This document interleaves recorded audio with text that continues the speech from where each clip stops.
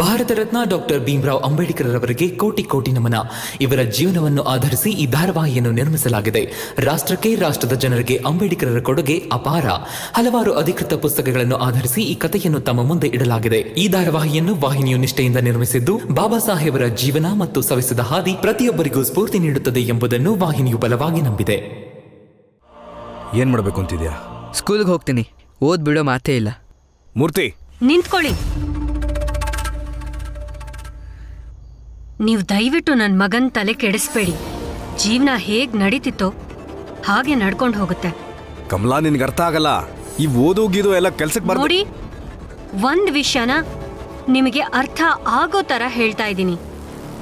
ನಿಮ್ಗೆ ಓದು ಇಷ್ಟ ಇರ್ಲಿ ಅಥವಾ ಬಿಡ್ಲಿ, ಆದ್ರೆ ನನ್ ಮಗ ಓದ್ತಾನೆ, ಖಂಡಿತ ಓದ್ತಾನೆ.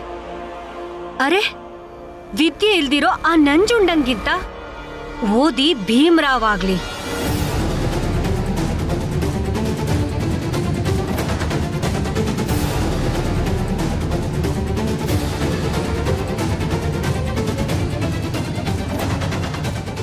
ನಾನು ಇಲ್ದೇ ಇರೋ ಹೊತ್ತಲ್ಲಿ ನನ್ನ ಹೆಂಡ್ತಿನೇ ನನ್ನ ಮನೆ ನಡೆಸ್ತಾ ಇದ್ಲು.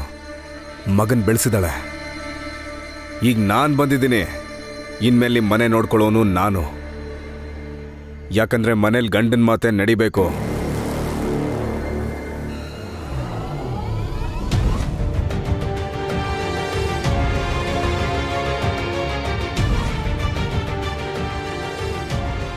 ಈ ಕರುಣ ಇನ್ನೂ ಬಂದಿಲ್ವಲ್ಲ? ಬರಲಿ ಮನೆಗೆ. ಮತ್ತೆ ಕಾಲು ಒತ್ತಿಸ್ಕೋತೀನಿ.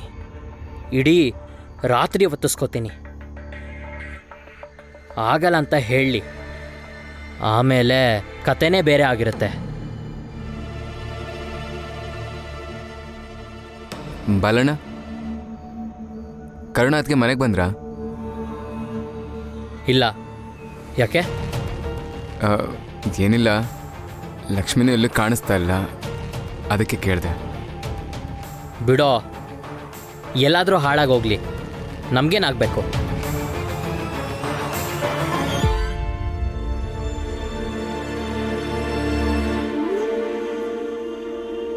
ಸಾಯ್ಬೇಕಂತ ಆಸೆ ಇದ್ರೆ ಹೋಗಿ ಎಲ್ಲಾದರೂ ಸಾಯಿ.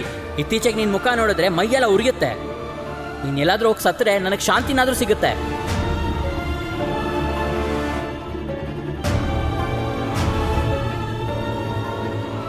ಸರಿ, ಹಾಗಾದ್ರೆ ಸತ್ ಹೋಗು, ಆದ್ರೆ ವಾದ ಮಾತ್ರ ಮಾಡಬೇಡ.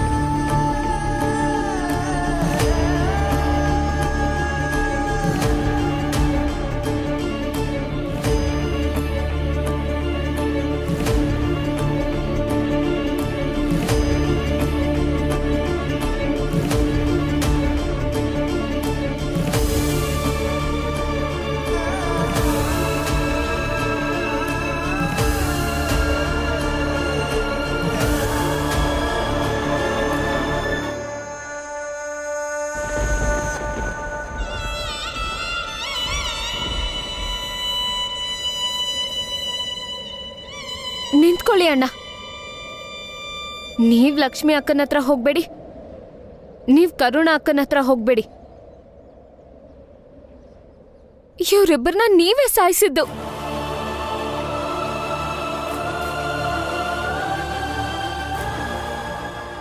ಅವ್ರ ವಿಷ ಕುಡ್ದು ಸತ್ತಿಲ್ಲ. ನೀವಿಬ್ರು ಕೊಟ್ಟಿರೋ ಹಿಂಸೆಗೆ ವಿಷ ಕುಡ್ದಿದಾರ ಇವರು. ಅಯ್ಯೋ ನಿಜವಾಗ್ಲೂ ಸತ್ತೋದ್ಲ ಕರುಣ. ನನ್ನ ಕೋಪದಲ್ಲಿ ಏನೋ ಸಾಯಿ ಅಂತ ಹೇಳಿದ್ರೆ ಅದನ್ನೇ ನಿಜ ಮಾಡ್ಬಿಟ್ಲಲ್ಲ ಕರುಣ. ಹೌದು, ನಮಗೆ ಕೋಪ ಬಂದಿದ್ದು ನಿಜಾನೇ, ಜಗಳ ಆಡಿದ್ದು ನಿಜ. ಹಾಗಂತ ಹೀಗೆ ಸಾಯೋದು ನ್ಯಾಯನೇ ಇವರು? ಆದ್ರೂ ಇವಾಗ ಸತ್ತಾಯ್ತಲ್ಲ, ಈಗ ನಿಮಗ್ ನೆಮ್ಮದಿ ಸಿಗ್ತಾ? ಸಂತೋಷವಾಗಿರಿ ಇನ್ಮೇಲೆ.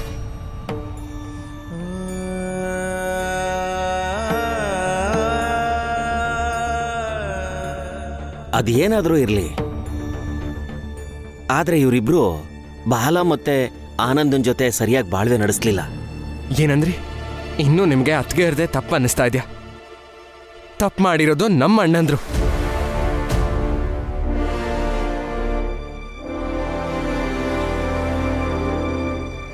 ಲಕ್ಷ್ಮಿ, ಲಕ್ಷ್ಮಿ ಎದ್ದೇಳು. ಲಕ್ಷ್ಮಿ, ನೀನು ನನ್ನ ಹೀಗೆ ಬಿಟ್ಟು ಹೋಗ್ತೆ ಅಂತ ಯಾವತ್ತೂ ಅಂದ್ಕೊಂಡಿರ್ಲಿಲ್ಲ ಲಕ್ಷ್ಮಿ. ನಾನು ಇದ್ದಾಗಂತೂ ಚೆನ್ನಾಗಿ ನೋಡ್ಕೊಡೋದಕ್ಕಾಗಲಿಲ್ಲ ಅಲ್ಲ. ನಿಮ್ಮಿಂದ ನಾನು ಇದನ್ನು ನಿರೀಕ್ಷೆ ಮಾಡಿರಲಿಲ್ಲ. ಭೀಮಾ, ಗಂಡ ಆದವನು ಹೆಂಡ್ತಿನ ಬಯೋದು ಸಹಜ, ಹಾಗಂತ ಸತ್ತು ಹೋಗೋದಾ? ಕರುಣ, ಕ್ಷಮಿಸ್ಬಿಡು ಕರುಣ, ನಾನು ಬೈಬಾರ್ದಿತ್ತು ನಿಂಗೆ. ಆದರೆ ಬೈಯೋ ಅವಶ್ಯಕತೆ ಏನಿತ್ತು? ಪ್ರೀತಿಯಿಂದ ಇರ್ಬೋದಿತ್ತು ತಾನೆ. ಅಕಸ್ಮಾತ್ ನೀವು ಗೆಳೆಯರ ಥರ ಇರ್ತಾ ಇದ್ರೆ ಇವತ್ತು ಇವರಿಬ್ರು ಜೀವಂತವಾಗಿರ್ತಿದ್ರು.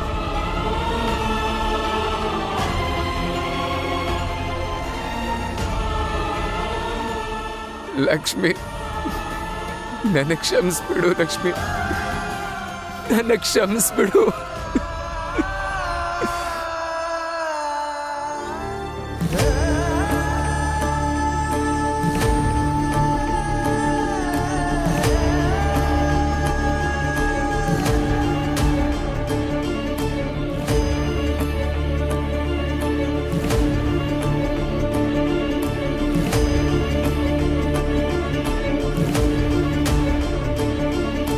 ಆನಂದ ಹೀಗೆ ಆಗೋದು. ಯಾವಾಗ ಜೀವ ಹೋಗುತ್ತೋ ಅವ್ರಿಗೇನಾದರೂ ಹೇಳು, ಅವ್ರು ಕೇಳಿಸ್ಕೊಳ್ಳಲ್ಲ. ಅವ್ರಿಗೆ ಜೀವನೇ ಇರಲ್ಲ. ನೀನೆಷ್ಟೇ ಪಶ್ಚಾತ್ತಾಪ ಪಟ್ಟರು ಅವ್ರು ಖಂಡಿತ ಬರಲ್ಲ. ಆದರೆ ಅಪ್ಪ, ನನ್ನ ಮೇಲೆ ನನಗೆ ಜಿಗುಪ್ಸೆ ಬರ್ತಾ ಇದೆ. ನಾನೀಗ ಮಾಡಬಾರ್ದಾಗಿತ್ತು.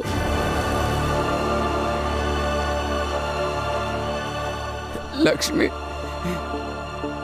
ನೀನ್ ನನ್ನ ಬಿಟ್ಟು ಹೋಗ್ತೀಯ ಅಂತ ನಂಗೆ ಮುಂಚೆನೆ ಗೊತ್ತಾಗಿದ್ದಿದ್ರೆ ನಾನು ಖಂಡಿತ ಹಾಗೆ ನಡ್ಕೋತಾ ಇರ್ಲಿಲ್ಲ ಹಾಗೆ.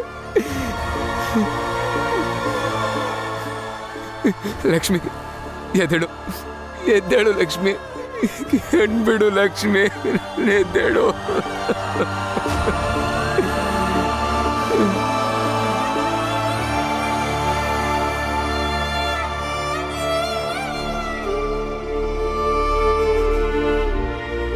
ಅಕ್ಕ, ಎದ್ದೇಳಿ.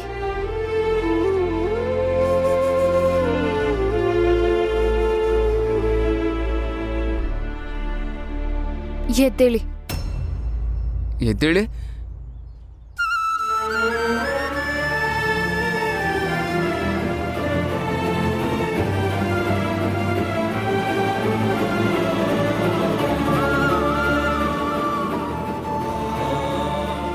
ಲಕ್ಷ್ಮಿ, ನೀನ್ ಬದುಕಿದ್ಯಾ?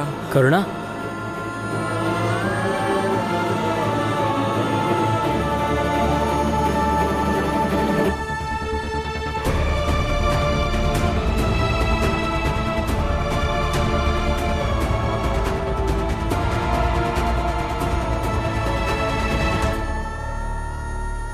ಸಾಯ್ಬೇಕಂತ ಆಸೆ ಇದ್ರೆ ಹೋಗಿ ಎಲ್ಲಾದ್ರೂ ಸಾಯಿ. ಇತ್ತೀಚೆಗೆ ನಿನ್ನ ಮುಖ ನೋಡಿದ್ರೆ ಮೈಯೆಲ್ಲ ಉರಿಯುತ್ತೆ. ನೀನು ಎಲ್ಲಾದ್ರೂ ಹೋಗಿ ಸತ್ತರೆ ನನಗೆ ಶಾಂತಿನಾದ್ರೂ ಸಿಗುತ್ತೆ.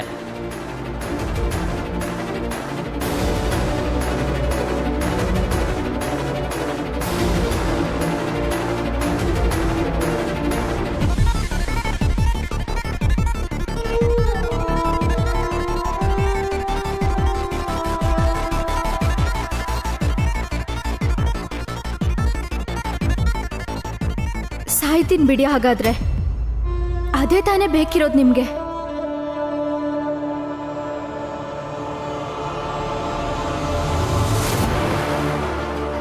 ಏನ್ ಮಾಡ್ತಿದ್ದೀರಾ ನೀವು?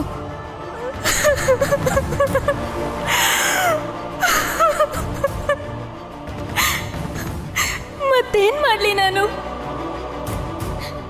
ಸಾಯೋದನ್ನೇ ಬಯಸ್ತಿದಾರವರು.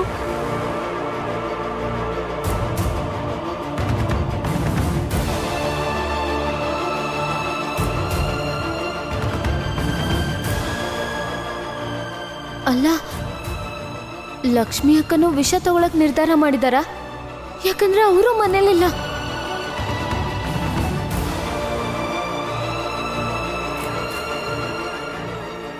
ನಾನ್ ಸತ್ರೆ ನಿಮ್ಗೇನು ಆಗ್ಬೇಕಾಗಿಲ್ವಾ ಹೇಳಿ? ಸತ್ ಹೋಗು.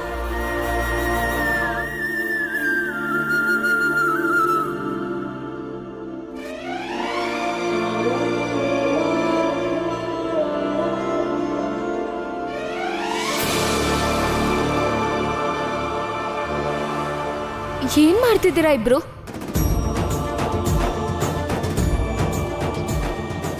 ಸಾಕಾಗಿದೆ ನನ್ಗೆ, ಬದುಕಕ್ಕೆ ಇಷ್ಟ ಇಲ್ಲ ರಮ್ಮ. ತಲೆ ಕೆಟ್ಟಿದ್ಯಾ ನಿಮ್ಗೆ? ಹೀಗ್ ಮಾಡ್ಕೊಂಡ್ರೆ ಸಮಸ್ಯೆಗೆ ಪರಿಹಾರ ಸಿಗಲ್ಲ ಅಕ್ಕ. ನೀವ್ ಸಮಾಜಕ್ಕೆ ಆದರ್ಶ ಅನ್ನಿಸ್ಕೋಬೇಕು. ಜನ ಏನಂತ ಮಾತಾಡ್ಕೋತಾರ ಹೇಳಿ? ಅಲ್ಲ, ಆ ಭೀಮ್ರಾವ್ ದೊಡ್ಡ ದೊಡ್ಡ ಮಾತುಗಳನ್ನ ಆಡ್ತಾನೆ, ಆದ್ರೆ ಅವ್ರ ಮನೇಲಿ ಅದ್ಕೇರಿಬ್ರು ವಿಷ ತಗೊಂಡ್ ಸತ್ರು ಅಂತ.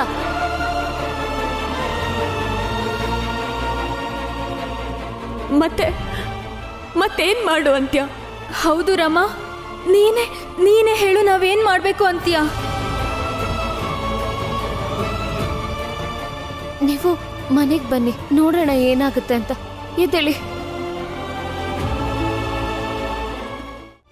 ದಯವಿಟ್ಟು ಕ್ಷಮಿಸಿ ನಮ್ಮನ್ನ, ನಮಗ್ ಬೇರೆ ದಾರಿ ತೋಚ್ಲಿಲ್ಲ. ಊಹೆ ಮಾಡಿ ನೋಡಿದ್ರೆ ಮನೆಗೆ ದೊಡ್ಡ ಅನ್ಸ್ಕೊಂಡ್ರೋ ನಾನು ನನಗೆ ಸಾಯ್ಬೇಕು ಅಂತ ಅನಿಸ್ತದೆ. ಅಪ್ಪ, ನನಗೂ ತುಂಬಾ ನಾಚಿಕೆ ಆಗ್ತಿದೆ. ಈ ಮಕ್ಕಳನ್ನ ನಾನೇನ ಬೆಳೆಸಿದ್ದು ಅಂತ. ಆದ್ರೆ ನಾನು ಯಾವತ್ತೂ ಈ ಸಂಸ್ಕಾರನ ಹೇಳ್ಕೊಟ್ಟಿಲ್ಲ, ಹೆಣ್ಮಕ್ಳಿಗೆ ಅವಮಾನ ಮಾಡೋದು. ಆದ್ರೆ ಇವರಿಬ್ರು, ನನಗನ್ಸೋ ಪ್ರಕಾರ ಬಾಲಣ್ಣ ಆನಂದಣ್ಣ ಇಬ್ರಿಗೂ ತಮ್ಮ ತಪ್ಪಿನ ಅರಿವಾಗಬೇಕು. ಪತ್ನಿ ಇಲ್ಲದೆ ಇರುವಂಥ ಜೀವನ ಎಷ್ಟು ಕಷ್ಟ ಇರುತ್ತೆ ಅಂತ ಅವ್ರಿಗೆ ಅರ್ಥ ಆಗಬೇಕು. ಆದರೆ ಇದಕ್ಕೋಸ್ಕರ ನಾವೆಲ್ಲರೂ ಸೇರಿಕೊಂಡು ಒಂದು ಸಣ್ಣ ಉಪಾಯ ಮಾಡಬೇಕು. ಲಕ್ಷ್ಮಿ, ಏನಿದೆಲ್ಲ? ಅದಕ್ಕೆ ಹೇಳೋದು, ಬದುಕಿದ್ದಾಗಲೇ ಹೆಂಡತಿನ ಪ್ರೀತಿಯಿಂದ ಕಾಳಜಿಯಿಂದ ನೋಡ್ಕೋಬೇಕು ಅಂತ. ನಿಮ್ಮ ಭಾವನೆಗಳನ್ನು ಮುಚ್ಚಿಟ್ಕೊಂಡು ಬದುಕೋ ಅವಶ್ಯಕತೆ ಇಲ್ಲ. ಆನಂದಣ್ಣ, ನೀನೊಬ್ಬ ಕೆಟ್ಟ ವ್ಯಕ್ತಿ ಅಲ್ಲ ಅಂತ ನನಗೆ ಗೊತ್ತು. ಆದರೂ ಕೂಡ ನಿಮ್ಮ ತಲೆಯಲ್ಲಿ ಯೋಚನೆ ಹೀಗೆ ಬಂತು, ನನ್ನ ಹೆಂಡತಿ ನಾನು ಹೇಳಿದ್ದನ್ನೇ ಕೇಳ್ಕೊಂಡು ಬದುಕೊಂಡಿರ್ಬೇಕು ಅಂತ. ಮತ್ ಬಾಲಣ್ಣ,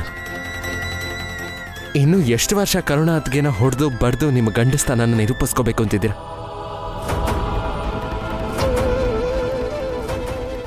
ಜೀವ ಇರೋ ತನಕ ಹೆಂಡತಿನ ಪ್ರೀತಿಯಿಂದ ನೋಡ್ಕೊಳ್ಳೋದಕ್ಕಾಗಲ್ವಾ? ನೀವೆಲ್ಲ ಗಂಡಸು ಅನ್ನೋ ಅಹಂಕಾರನ ಮರೆತು ಹೆಂಡತಿ ಜೊತೆ ಚೆನ್ನಾಗಿರೋದಕ್ಕಾಗಲ್ವಾ? ಓಹೋ, ಹಾಗಾದ್ರೆ ದೀಪ ಹಚ್ಚಿ ಊದಿನ ಕಡ್ಡಿ ಬೆಳಗ್ಗೆ ಹೂನಾರ ಹಾಕಿ ಹೆಂಡತಿನ ಪೂಜೆ ಮಾಡುವಂತೀಯಾ? ಹೆಂಡತಿ ಗುಲಾಮ ಆಗುವಂತಿದ್ಯಾ? ಹಾಗಿದ್ರೆ ಹೆಂಡತಿ ಗುಲಾಮಳಾಗಿರ್ಬೇಕಾ? ಗುಲಾಮ ಅಂದ್ರೇನೆ ಭಯ ಆಗುತ್ತೆ ನಿಮಗೆ. ಆದ್ರೆ ಕಟ್ಕೊಂಡಿರೋ ಹೆಂಡತಿಗ ಪಟ್ಟ ಕೊಡ್ಬೋದು. ಅಲ್ಲ, ನಿಮ್ಮ ಹೆಂಡತಿಗಳು ನಿಮಗೋಸ್ಕರ ಏನೆಲ್ಲ ಮಾಡಲ್ಲ. ಅವ್ರ ಜೊತೆ ಎರಡು ಒಳ್ಳೆ ಮಾತಾಡಿ ಅವ್ರನ್ನ ಪ್ರೀತಿಯಿಂದ ನೋಡ್ಕೊಂಡ್ರೆ ಗುಲಾಮರಾಗ್ತೀರಾ.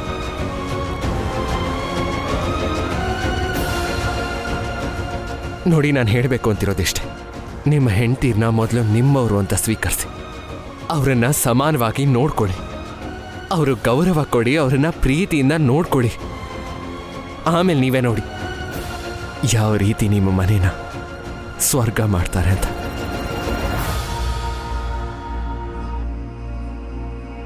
ಯಾವುದೇ ಮನೇನ ಸ್ವರ್ಗ ಮಾಡುವಂಥ ಶಕ್ತಿ ಒಂದು ಹೆಣ್ಣಿಗೆ ಮಾತ್ರ ಇರೋದು.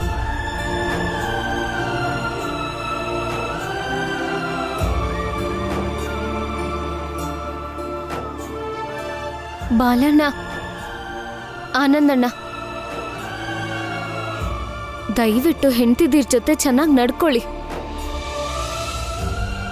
ಕೈ ಮುಗ್ದು ನಿಮ್ಮಿಬ್ಬರನ್ನ ಕೇಳ್ಕೊತೀನಿ.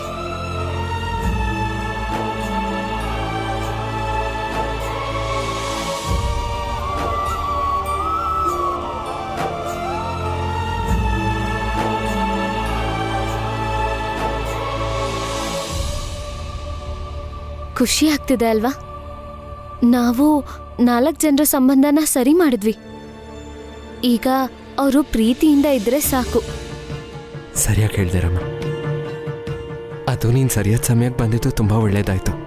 ಇಲ್ಲಾಂದ್ರೆ ಏನಾಗ್ತಿತ್ತು ಏನೋ, ಇಡೀ ಮನೆ ಸ್ಮಶಾನ ಆಗೋಗ್ತಿತ್ತು. ಇಲ್ಲ, ನನಗದನ್ನು ನೆನೆಸ್ಕೊಂಡ್ರೆ ಭಯ ಆಗ್ತದೆ. ಈಗೆಲ್ಲ ಸರಿ ಹೋಯ್ತಲ್ಲ, ಇದ್ರ ಬಗ್ಗೆ ಯೋಚಿಸ್ಬೇಡಿ. ಬನ್ನಿ.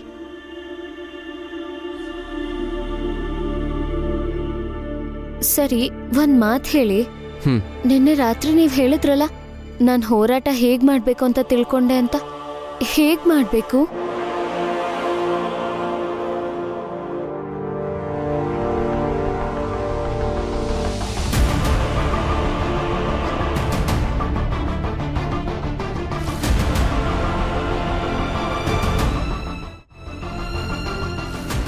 ಅಲ್ಲಿ ನೋಡ್ರಮ್ಮ, ನಮ್ಮ ಹೋರಾಟ ಅಲ್ಲಿಂದನೇ ಪ್ರಾರಂಭ ಆಗುತ್ತೆ. ಅಲ್ಲಿಂದನಾ? ಹೌದು. ನಗರದ ಜನ ಪ್ರತಿದಿನ ಇಲ್ಲಿಗೆ ಬರ್ತಾರೆ ಪೇಪರ್ ಓದೋದಕ್ಕೆ ಅಂತ.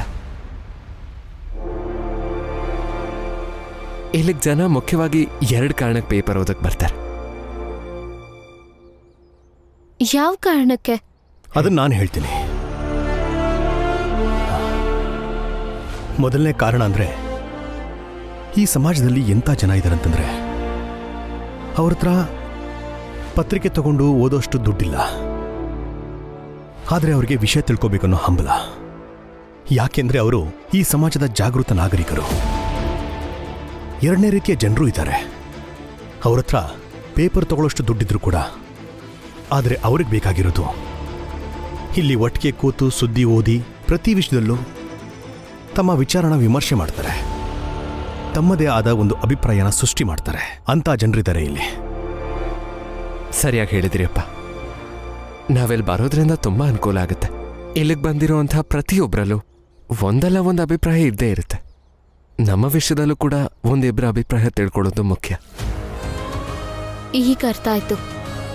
ಅಂದ್ರೆ ಆಫೀಸಲ್ಲಿ ನಿಮಗೆ ಏನ್ ಅನ್ಯಾಯ ಆಯ್ತೋ ನೀವದನ್ನ ಇಲ್ಲಿ ಎಲ್ಲರ ಮುಂದೆ ಹೇಳ್ಬೇಕು ಅಂತಿದ್ದೀರಾ?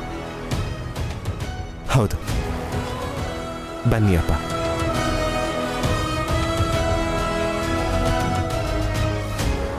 ಅರೆ, ಭೀಮ್ರಾವ್ ನಮ್ಮ ಕಡೆನೇ ಬರ್ತಿದ್ದಾನೆ.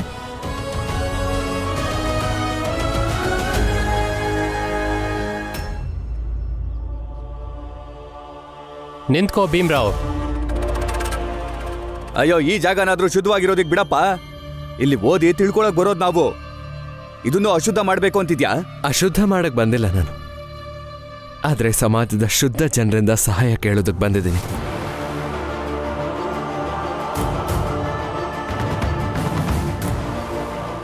ಅರ್ಥ ಆಗ್ಲಿಲ್ಲ. ನೀವೆಲ್ಲ ಜಾಗೃತರಾದವರು. ನನಗಾಗಿರುವಂಥ ಅನ್ಯಾಯನ ನೀವೆಲ್ಲ ಅರ್ಥ ಮಾಡ್ಕೋಬಲ್ರಿ ಅನ್ನೋಂಥ ನಂಬಿಕೆ ನನಗಿದೆ. ಏನು ಅನ್ಯಾಯ ಆಗಿದೆ ನಿಂಗೆ? ನೀವು ಓದ್ತಾ ಇರೋ ಆ ಪತ್ರಿಕೆ ಇದೆಯಲ್ಲ, ಆ ಪೇಪರ್ ಆಫೀಸಲ್ಲೇ ನಾನು ಕೆಲಸ ಮಾಡ್ತಾ ಇದ್ದಿದ್ದು. ಅದರಲ್ಲಿ ಕೆಲಸ ಮಾಡೋ ಕೆಲವೊಬ್ರು ನನ್ನ ವಿರುದ್ಧ ಷಡ್ಯಂತ್ರ ಹೂಡಿ ಸಂಶಯ ಮೂಡೋ ಥರ ಮಾಡಿದ್ರು. ಅದೇ ಸಂಶಯದ ಆಧಾರದ ಮೇಲೆ ಮಾಲೀಕರು ನನ್ನನ್ನು ಕೆಲಸದಿಂದ ಕಿತ್ತಾಕಿದ್ರು. ಆಫೀಸ್ನವ್ರ ಹತ್ರ ನೀವು ಹೋಗಿ ಮಾತಾಡ್ತೀರಾ ಅನ್ನೋ ನಿರೀಕ್ಷೆಯಲ್ಲಿ ನಿಮ್ಮ ಹತ್ರ ಬಂದಿದ್ದೀನಿ. ಹೀಗೆ ಕಾರಣ ಇಲ್ಲದೆ ಕೆಲಸದಿಂದ ಕಿತ್ತಾಕಿದ್ರೆ ಸಮಾಜಕ್ಕಿದು ಕೆಟ್ಟ ಸಂದೇಶ ಅಲ್ವಾ? ಸಮಾಜನ ಉಳಿಸ್ಕೊಳ್ಳೋ ಜವಾಬ್ದಾರಿ ನಿಮ್ದೂ ಅಲ್ವಾ? ನೋಡಿ, ನಿಮ್ಮೆಲ್ಲರೂ ಶ್ರಮದಿಂದ ನನ್ನ ಮಗನ ಜೀವನ ಸುಧಾರಿಸುತ್ತೆ.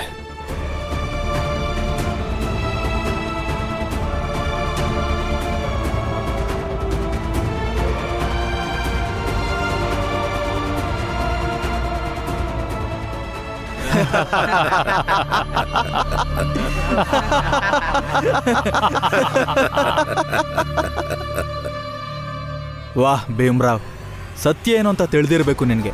ನೀನೆಂಥ ಮೂರ್ಖನಯ್ಯ. ಪೇಪರ್ನಲ್ಲಿ ನಿನ್ನ ಜಾತಿಯವ್ರನ್ನ ಹೇಗೆ ನಡೆಸ್ಕೋತಿದ್ದಾರೆ ಅಂತನೂ ಬರುತ್ತೆ, ಮತ್ತೆ ಪತ್ರಿಕೆಯಲ್ಲಿ ಹೀಗೂ ವಿಷಯ ಬರುತ್ತೆ, ಹಂಗೆ ನಮ್ಮ ಜಾತಿಯೋನು ನಿಮ್ಮ ಜಾತಿಯೋನ್ಗೆ ಹೇಗೆ ಹೊಡ್ದ ಅಂತ. ಗೊತ್ತಾಯ್ತು ಅಲ್ವಾ? ಅದಕ್ಕೇನೀಗ? ಏನಾದರೂ ಬದಲಾಗಿದ್ಯಾ ಇಲ್ಲಿ?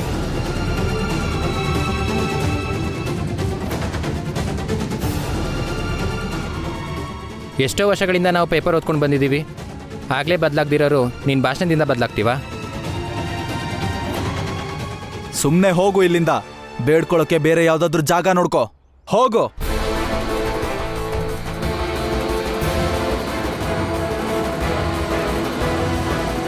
ನಿಮ್ಗೆ ಗೊತ್ತಿದೆಯಾ, ಚಿಕ್ಕ ವಯಸ್ಸಿಂದ ನನಗಿದ್ದಿದ್ದು ಒಂದೇ ಕನಸು.